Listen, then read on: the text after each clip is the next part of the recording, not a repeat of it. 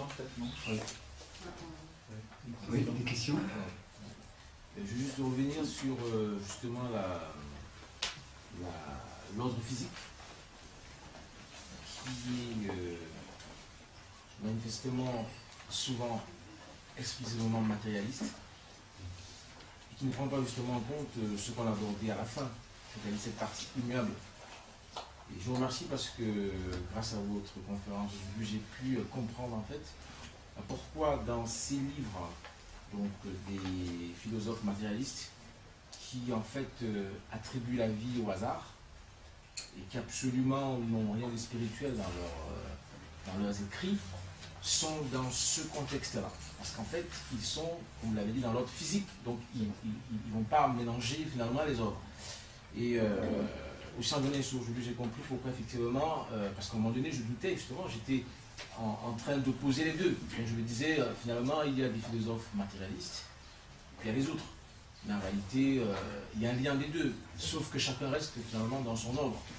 Et c'est vrai que si on parle du principe que dans la pensée des matérialistes, avec donc tout ce qui dit le Big Bang, les galaxies et autres, il y a quand même ce côté immuable, alors finalement, on met les deux en perspective. Et pour ça, je tenais à vous remercier. Merci. Pas juste. Oui. Dans les livres rappelés d'ordre spirituel, est-ce que Oui. c'est la présence Alors, l'ordre spirituel, moi je n'appelle pas ça l'ordre spirituel, je dis qu'il y a un besoin ou un désir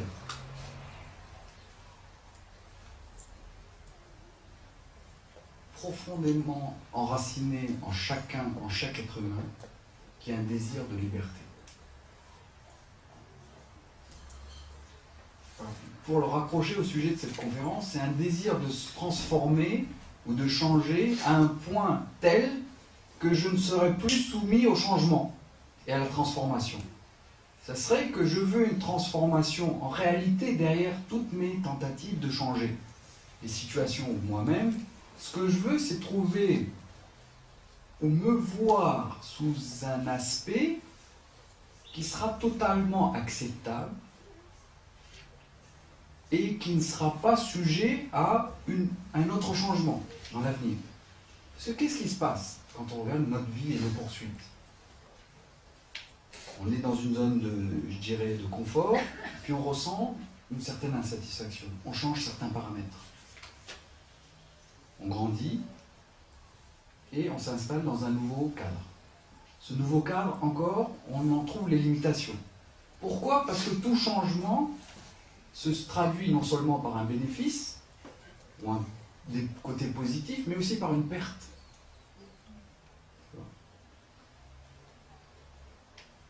Il n'y a pas de changement qui se traduise par uniquement que du bénéfice, ou que du positif. Si vous changez de maison, et vous décidez d'avoir une maison plus grande, vous aurez un côté positif, ce serait plus confortable. Le côté négatif, c'est quoi? Ça coûte plus cher, d'accord? Okay.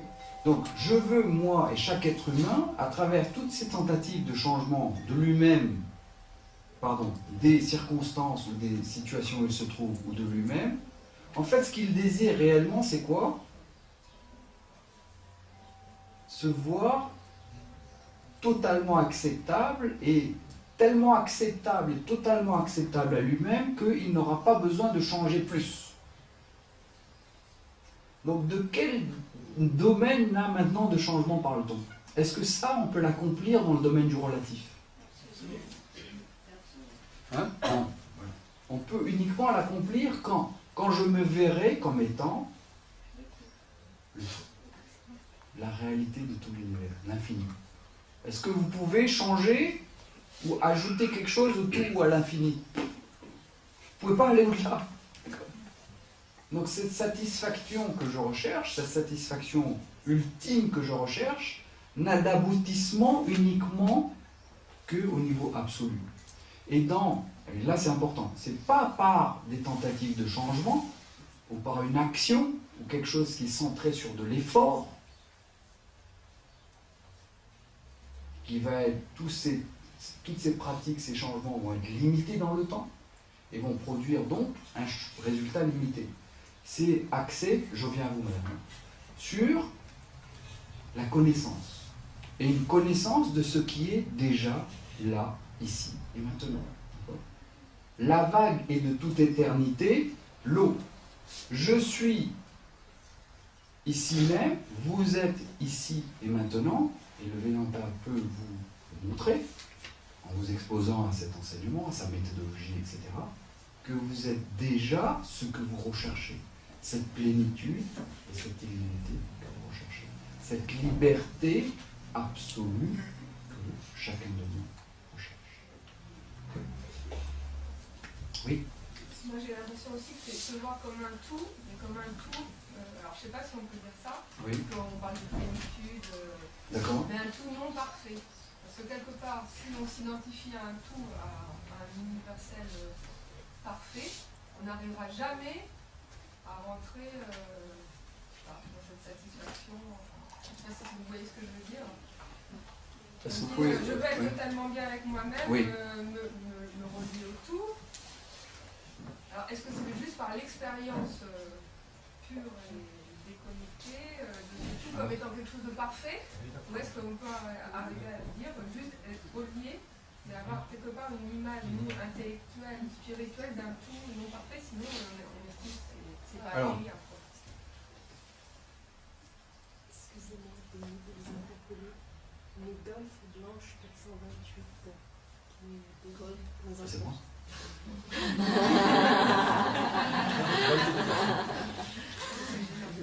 Alors, ici, je dirais, je ne sais pas si votre question vient peut-être d'une confusion que dont j'étais à l'origine, qui était d'utiliser ici en finale le mot tout, alors que je voulais dire la réalité du tout, de ce grand ordre. D'accord ? Je parle à deux niveaux. C'est ça que je voudrais que vous compreniez. Je parle d'une réalité relative ou empirique dans laquelle s'inscrivent toutes nos actions. Premier niveau, individu, interaction avec les individus, des lois. Et je parle ensuite de la vérité de cela, la réalité de cela, tout comme la réalité de la vague et l'eau. Et le point d'aboutissement ou la recherche de l'être humain est à un niveau absolu, même si elle s'exprime à travers des tentatives de changement, des tentatives de trouver une satisfaction au niveau empirique. Donc c'est en cela que je dis qu'il y a un désir de liberté en nous, inné, mais qui n'arrive pas à se concrétiser ou à s'accomplir dans le domaine empirique. Parce que c'est impossible. Si je me définis à ce niveau-là, je ne pourrai jamais, moi, individu limité, quoi que je fasse, par des millions de prières, par des millions d'heures, des milliards d'heures de méditation, en faisant des postures, quelque chose que vous voulez, on n'arrivera pas à cette liberté si elle n'est pas déjà ici et maintenant. C'est juste la distance, et celle est juste une distance cognitive. C'est ça, c'est je suis déjà cela. Et ça, c'est déclenché par un enseignement, par des mots, qui vous font voir ce que vous êtes déjà. Et que vos poursuites à ce niveau empirique ou relatif traduisent en fait un désir d'infini. On dit que dans parfait, il y a pas fait. Parfait. Très bien. Ouais. Moi, j'utilise pas trop le mot parfait parce que ça. Il n'y a pas, c'est pas fait. Voilà, c'est mieux. Je préfère utiliser parfait que parfait. Alors exactement, c'est pas l'objet d'une action. Ouais. Cet infini n'est pas l'objet d'une action. Si vous ajoutez du limité à du limité, vous n'arriverez jamais à du limité. Un 1, vous ajoutez même 1 million, 10 millions, vous n'arriverez jamais à l'infini. Oui. Est-ce que ce n'est pas prendre conscience du fait que nous sommes une âme, s'il faut parler de l'âme individuelle, qui fait partie du tout, c'est-à-dire l'âme universelle. Et c'était en fait en progressant du point de vue de l'âme individuelle qu'on parvient à terme à disons, se sublimer jusqu'au niveau de l'âme universelle, Ouais. au plus haut niveau possible. Alors, ce que vous dites, ce que tu dis, Claudette, est juste. Dans l'idée. Dans l'expression, je dirais, moi j'évite d'utiliser, cette tradition évite d'utiliser le mot âme parce que c'est comme le mot Dieu. C'est pour bien comprendre ce qui concerne. Voilà. Mais il faut bien, je dirais, qu'on soit d'accord ou que soit comprise qu'est-ce que tu entends ici par âme. Souvent, il y a des gens qui négativent, enfin, qui divisent, si je puis dire, le mot âme, le fait que nous ayons une âme. Comment prouver qu'on a une âme? Oui. Et là, le Vedanta le prouve. En fait, qu'on a quelque chose en soi qui fait partie de l'universel. Oui. Alors, si âme individuelle égale eau du point de vue de la vague, et âme universelle égale eau du point de vue de l'océan, ok, je n'ai aucun problème. Okay. Est-ce que le terme inconscient par rapport à celui d'âme vous parle mieux? Non, parce que l'inconscient, c'est juste comment on dit en français? C'est l'autre, la face cachée du jeu. C'est tout. C'est psychologique. D'accord? On reste au domaine dans le domaine des processus de la pensée, de la mémoire, des désirs, des émotions, etc. D'accord? Là, on est en train de parler de quoi? On est en train de parler de la réalité même des pensées. La réalité même dont est faite chacune de nos émotions, chacun de nos désirs, et la réalité même des processus qui gouvernent ces processus inconscients, et la dynamique inconscient et conscient. On est en train de parler de la vérité même de tout ça. D'accord? Donc on a un niveau de réalité qui est encore plus fondamental. Ok? Oui? En vous écoutant, hier je lisais un livre. Il y a une phrase qui m'a un petit peu interpellée, je l'ai lue aux gens tout autour de moi. Le riche, ce n'est pas celui qui a beaucoup d'argent, mais c'est celui qui a peu de besoins, qui a su avoir peu de besoins. J'ai trouvé cette phrase, je dis le riche n'est pas celui qui a beaucoup d'argent, mais c'est celui qui a peu de besoins. En fait, le tout est le sentiment d'immuable que vous essayez de nous enseigner ce matin fait référence à ce détachement de savoir est-ce que ce que nous avons est vraiment ce que nous désirons ou est-ce que quelque chose n'est pas au-dessus de l'univers, de la cosmique. Et si on est là, enfin, c'est peut-être dans cette transformation, c'est dire est-ce que ce qu'on a, vous l'avez tout le temps dit depuis à peu près maintenant 1h30 ou 2 heures, est-ce qu'on est dans la recherche de la transformation ou est-ce qu'on est dans cette recherche de dire ce que nous avons, on s'est peut-être trompé de perspective, et c'est dans la perspective qu'il faut revoir pour trouver ce qu'on recherche.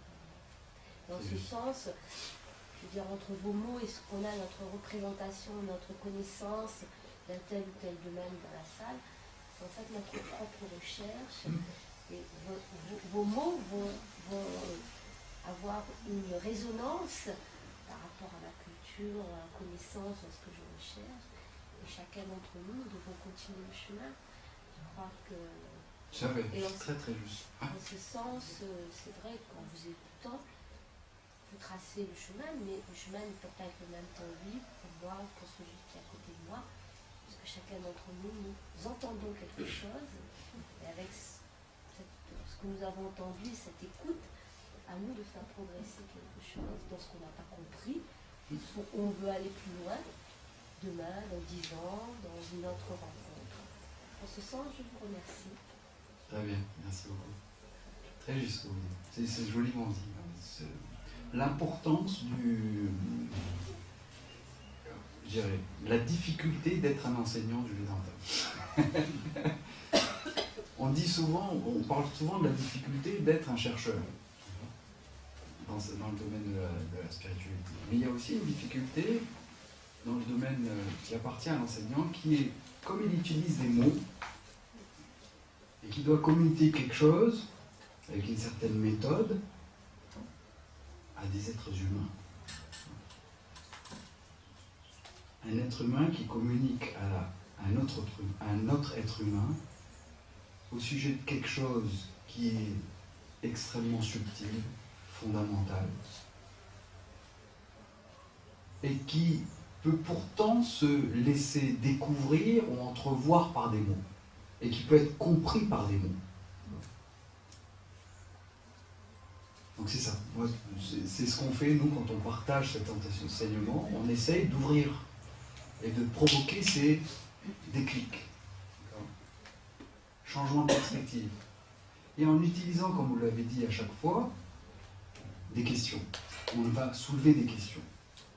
Si vous n'avez pas de doute, je vais moi-même vous soulever une question qui va ainsi vous aider à éclaircir certains aspects. Parce que c'est une démarche qui vraiment invite à examiner les choses. C'est ça que je voudrais vous faire comprendre. Et à voir les choses. Et la difficulté est que chacun de nous, comme elle a dit justement, nous avons une certaine manière de recevoir ces mots. Mais l'enseignant doit, à ce moment-là, dans un petit groupe, essayer de répondre à la question à l'endroit d'où elle vient. Mais aussi, donc, individualiser d'une certaine manière un enseignement, mais aussi ne pas se diluer dans le particulier. Parce qu'il y a une méthode générale et on parle de quelque chose qui est là, ici, mais maintenant, indépendamment de toutes les personnes et de tout le ressenti ou de toute la subjectivité que les gens ont. Vous voyez cet équilibre qu'il faut trouver entre les deux. Par contre, excusez-moi, oui. il y a quelque chose qui, je ne sais pas si, de toute façon je pense qu'il est trop tard maintenant pour en parler. Vous avez tout à l'heure parlé du dharma et du karma, et vous parliez des liens, dans le lien entre les choses. Moi j'avais vu le lien intergénérationnel, enfin moi j'ai écouté quelque chose, et en fait vous n'êtes pas allé au bout, et c'est une vraie interrogation dans ce que vous dites. Nous sommes responsables, et en fait toutes nos actions vont avoir un résultat aujourd'hui, demain, à la seconde, à la minute, dans 10 ans. Et quand on cherche à se transformer, je pense que quelque part il y a une telle souffrance d'une incompréhension de quelque chose, on se dit il y a bien un sens à cela. Et dans les deux mots que vous avez employés, je n'ai pas vu où est-ce que j'ai pas vu la réponse ou le début de la porte. Je ne sais pas si je suis claire dans ce que je suis en train de dire tout à l'heure. C'était un moment précis de votre intervention quand vous parliez des relations entre les choses et que rien n'arrive par hasard en fait. Et donc j'aimerais comprendre, mais je n'ai pas compris dans les choses qui peuvent arriver aux personnes. Tout à l'heure, dans votre intervention, je pense qu'on avait affaire au bien et au mal dans ce que vous étiez en train de dire, pour essayer de véhiculer. Et en fait, on a peut-être des choses qui arrivent, on ne sait pas où on a fait mal, ou est-ce qu'il y a quelque chose qui n'a pas correspondu au dharma, et pourtant il y a des choses qui se passent quand même. Et je pense que vous n'aviez pas... Donc la question est exactement la souffrance. Oui, est-ce qu'à un moment ou à un autre, on a des explications aux choses qui arrivent, même si vous parlez du dharma? On sait... je dirais, il y a de la souffrance, et c'est clair, d'accord? Et cette loi, cet ordre du karma et du dharma, englobe à la fois des situations plaisantes et déplaisantes. La vie, la mort et de la souffrance entre. Et de la joie entre. Alors,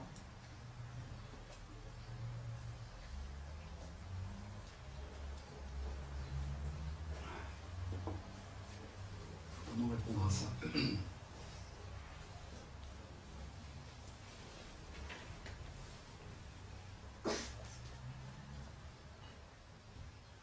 Je dirais, on n'a jamais accès à l'ensemble de ces informations.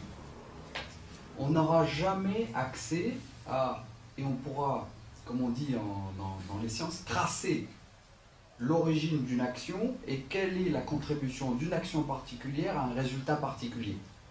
Et comment est-ce que cet enchevêtrement, ce réseau se constitue. On n'a jamais accès à qu'est-ce qui fait quoi. On a quelques idées, mais qui demeurent vraiment du superficiel. Par définition, en tant qu'individu, on n'a pas accès à ça. Mais on sait, et c'est ça, je dirais, qui est important, qu'il y a un ordre. et qu'il y a une raison. Et c'est ça, je dirais, qui peut nous aider. Et il y a une autre chose qui peut nous aider, c'est ce qu'on appelle le phénomène de synchronicité, ou le phénomène de... Il y a des événements, où il y a des moments dans la vie où on sent que exactement ce qu'on souhaite ou ce dont on a besoin arrive. Que ce soit sous la forme d'un livre, ou sous la forme d'une rencontre, etc. Ou alors, il y a de la pluie qui tombe à un moment donné, d'un événement précis, ça peut être un mariage, ou l'arrivée de quelqu'un, et vous le reliez. Mais c'est vous qui donnez du sens en quelque manière, et qui vous le reliez et vous dites, ah, il y a une raison, et ça c'est connecté à cet autre événement-là. Cette pluie est connectée à cet événement. Ou cette rencontre que j'ai faite, ou cette ligne que j'ai lue dans ce livre, dans ce journal, est connectée. Donc vous attribuez une certaine connexion. Mais vous ne savez jamais exactement si cette connexion est juste ou pas. Mais vous avez ce sentiment-là. Donc on sait qu'il y a des choses qui se passent, on sait qu'il y a des enchevêtrements, il y a un réseau qui est en place, mais on n'a jamais accès à toutes ces dimensions du réseau. On a quelques, comme on dit en anglais, des insights. Et quelques événements un peu extraordinaires où il y a des coïncidences qui font du sens pour nous. Mais on sait que de toute manière, et c'est là que je veux en venir, il y a une raison, il y a quelque chose derrière toute chose. Il y a des causes à effet. Et ce n'est pas quelque chose qui est propre au karma et au dharma. C'est ça que je voudrais que vous reteniez ici. Ce n'est pas un truc spécial et révolutionnaire ou fataliste. Ce n'est pas spécifique au karma et au dharma. Il y a du cause à effet partout. Et même dans le domaine de la physique, si vous poussez un peu plus loin, j'ai lu un article, peut-être que il y a certaines personnes ici qui sont ça chasse, qui en savent beaucoup plus que moi. Tout ce qu'on sait de la théorie du Big Bang et toute cette construction qu'on a fait de la théorie physique de la matière, on est en train de se rendre compte qu'on a examiné pour l'instant uniquement que 4% de la matière, qui est de la matière visible de l'univers. Donc toutes nos conclusions concernent uniquement 4%. Et tout le reste, on dit c'est de la matière noire, on ne sait pas ce que c'est. Et on ne sait pas. Mais on sait qu'il y a quelque chose, on sait qu'il y a des lois. Mais justement, tout étant connecté, et pour enfin, aller un peu dans la continuité de ce que disait Madame, en fait, est-ce qu'on n'a pas aussi un pouvoir de création? C'est-à-dire que, est-ce qu'on ne peut pas aussi vouloir intensément, vous l'avez dit, d'un événement, et souhaiter avec force qu'il se produit en prenant conscience de ce que Madame appelait cette âme universelle qui, si la demande est authentique et va dans le sens de l'intérêt général, peut se produire. Oui, là on est dans la question, je dirais, la question de la prière.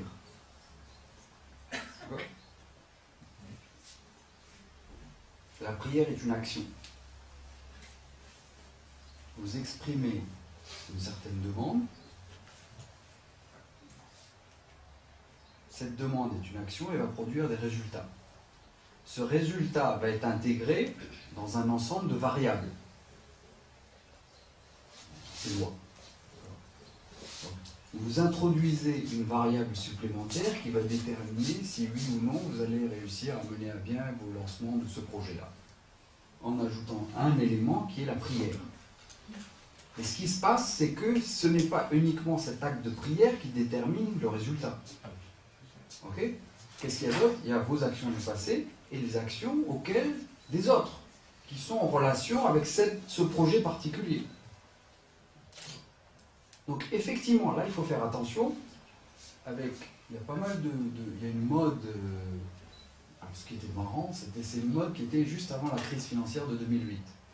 Avec des livres qui disaient, vous avez une puissance extraordinaire en vous, et vous pouvez souhaiter de devenir très riche et d'avoir... Alors, il y a des gens qui utilisaient donc, ces affirmations, techniques d'aspiration pour dire oui, je vais être entouré de créatures de rêve, et je vais avoir une belle maison, et je vais avoir des voitures de luxe, et je vais être très riche.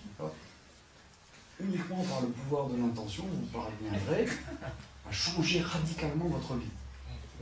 Donc vous voyez qu'il y a une certaine vérité là-dedans. Alors, je veux pas... Il il y a une vérité qui est que parfois, on a des conclusions négatives sur nos propres capacités qui vont entraver la réalisation de nos projets. Si on est inscrit dans une conclusion sur nous-mêmes, ouais, je suis vraiment pas très bon, je suis un raté, d'accord? Je suis bon à rien. Qu'est-ce qui va se passer? D'accord?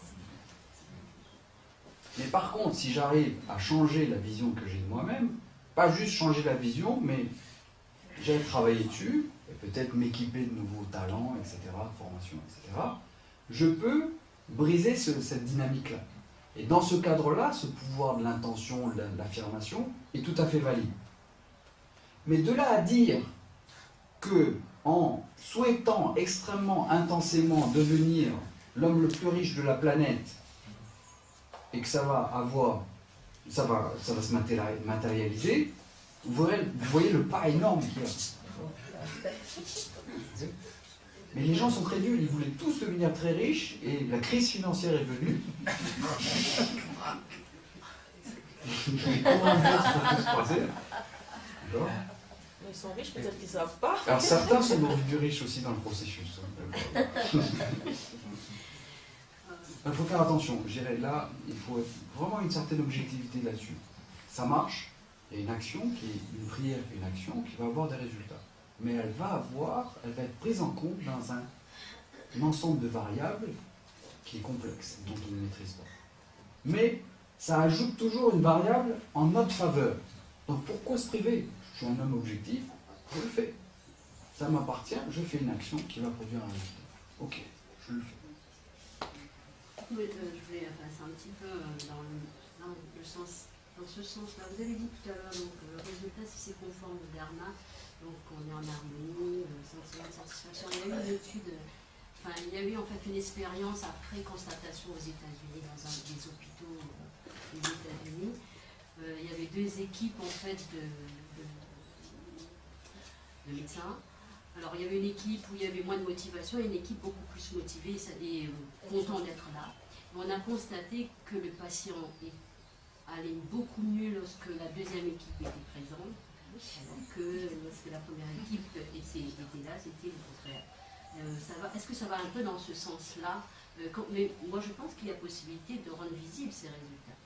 C'est de plus en plus, je pense qu'il y a actuellement, on constate quand même qu'il y a une interdépendance et qu'il y a une interconnexion entre nous. Et que l'énergie, entre guillemets, je ne sais pas le mot qu'il faut mettre, qu'on génère, a un résultat, a un effet sur l'homme.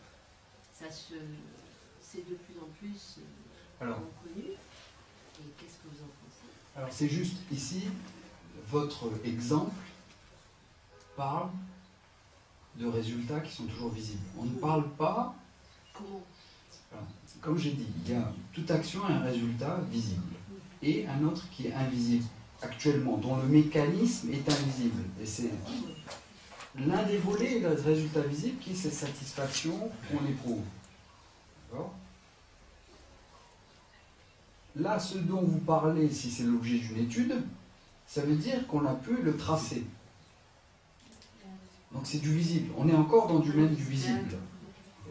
La motivation influe sur le degré de récupération du patient. On est dans du visible là encore. Dans une loi psychologique. Là, quand je parlais de résultats invisibles, je ne parlais pas de ça. Je parlais de ce que j'appelle des punyas et des papas, les mérites ou les démérites, si on voulait le traduire.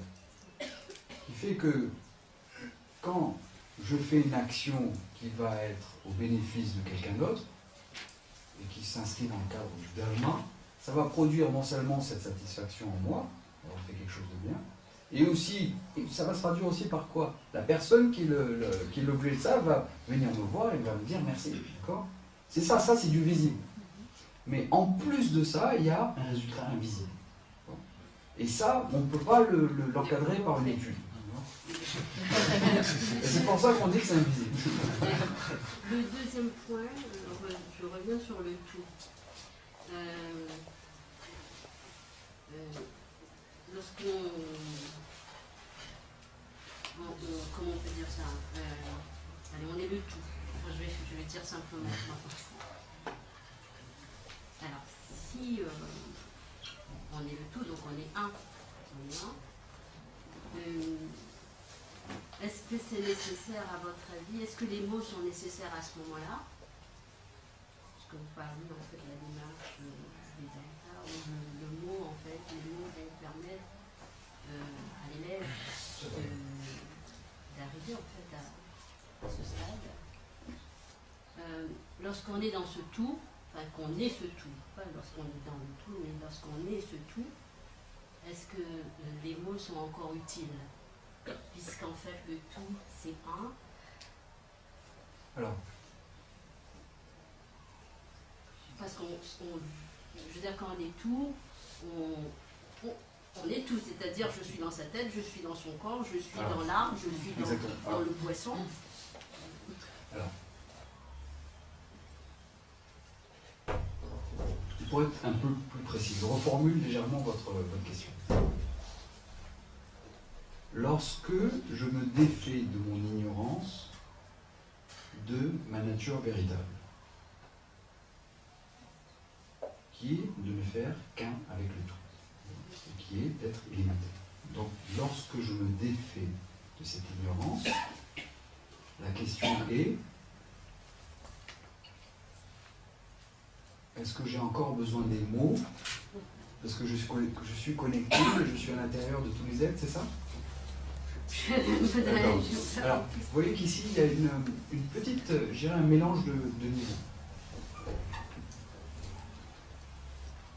Imaginez une personne qui a pris conscience, qui s'est débarrassée de l'ignorance qu'elle a de sa nature. D'accord? Est-ce qu'elle se fond dans un espèce du tout, ou est-ce qu'elle devient maintenant connectée sur tous les cerveaux et tous les esprits de tous les êtres humains de la planète?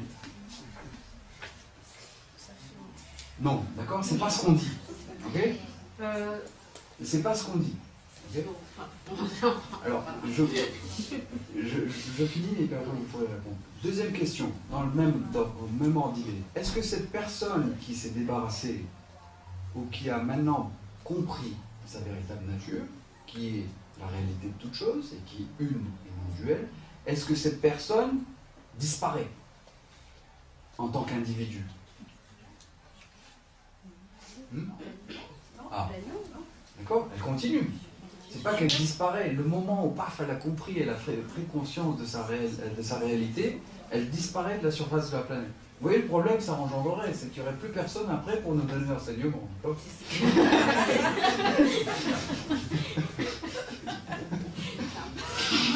D'accord?